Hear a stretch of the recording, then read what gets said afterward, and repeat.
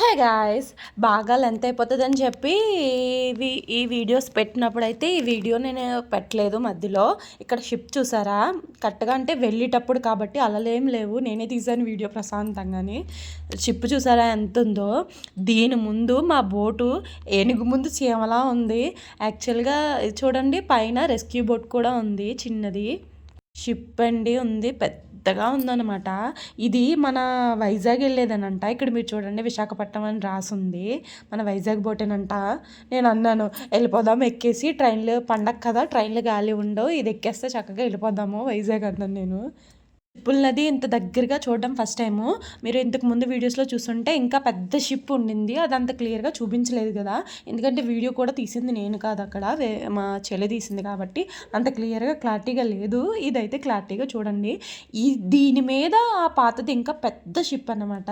వరకు చూసారు, సబ్స్క్రైబ్